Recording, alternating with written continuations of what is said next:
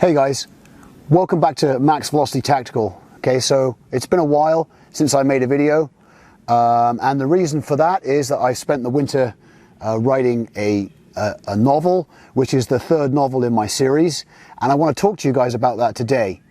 So the first novel that I wrote was Patriot Dawn, The Resistance Rises, which I published in 2013, and this book is effectively, it starts off at family level, experiencing a collapse in a sort of a made-up environment and in a scenario, and then that goes from being a family experiencing that to becoming part of a resistance organization and fighting effectively a civil war in America.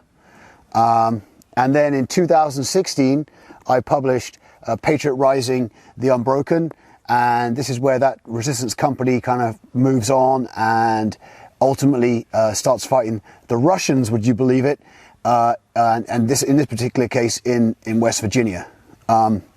So having dealt with that, I just published The Storm Rages, Dragon Rising, which is the third one of these novels.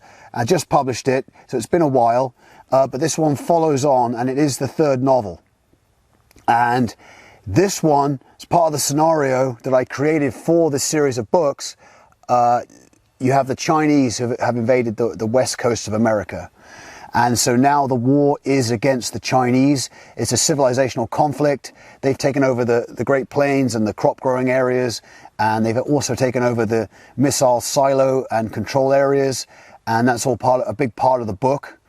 And so I want to recommend this. This is, it's really a war book. It isn't really, it takes place after the collapse when America has kind of come back together to fight the common enemy. So it does take place within that scenario, but it's effectively a war book. It says on the back here, the Second American Civil War is over and the country has united again, but not without huge loss of life. The United States Army is low on numbers and the civilian population has suffered a massive die-off. Jack Berenger is now part of the newly formed American military, taking his Air Assault Battalion to war against the Chinese invasion of America. Everything is on the line in this civilizational conflict, including the nuclear missile sites captured by the PLA. Can Jack and the American military succeed against the Chinese invasion forces? The future of America hangs in the balance. So let's take a look inside the book here. All right, so The Storm Rages, Dragon Rising, Part 1, Summer. So Chapter 1, let's have a little bit of a read. 3 CH-47 Chinook helicopters flew low in a single file formation up the shallow Kansas Valley in the pre-dawn darkness. Their powerful double rotor blades beating the air, maintaining altitude 200 feet above the ground. Each aircraft contained an American platoon, with the company headquarters in the 3rd Aircraft. They were moving fast towards the Chinese strongpoint, situated on the spur which jutted out towards the I-70, currently wreathed in smoke and dust, as the American artillery barrage pounded it.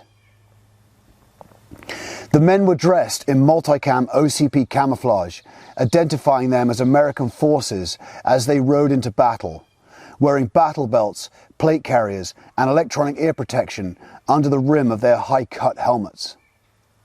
They were mostly bearded with unkempt hair, veterans of the resistance battle against the unlawful regime, a battle that they had successfully won. The sweat from a summer's night and the heat of the aircraft ran down their faces as Caleb, the company commander, looked proudly down the line of his seated men. Jack Berenger was currently located 500 meters away on another hilltop as the battalion commander orchestrating this attack. The mission was to destroy a Chinese strongpoint that was positioned overlooking the I-70, one of the positions guarding the Chinese advance to the east from their original landings in California. As they had advanced and seized American resources, including the fertile Midwest. These strongpoints guarding the main supply routes that ran east to west were designed to safeguard the Chinese occupation of the region. Jack was co-located with the Fire Support Company, which at this time consisted of an anti-armor platoon, a mortar platoon with 81mm mortars, and a machine gun platoon. In addition, there was a surveillance and reconnaissance, or S&O platoon, equipped with various drones, including both surveillance and first-person view, FPV, offensive attack drones. Jack observed as the first wave of 3 Chinooks flew in from his left, low down the valley, towards the strongpoint. The Fire Support Company, situated on the spur to his left, was engaging across the distance to the enemy position and suppressing it, while the M109 Paladin self-propelled artillery pieces were engaging from many miles away and pounding the strongpoint with 155mm artillery rounds, coordinated by the forward operation officer at Jack's side. As Jack watched, the Chinooks came into land 100 meters short of the enemy strongpoint.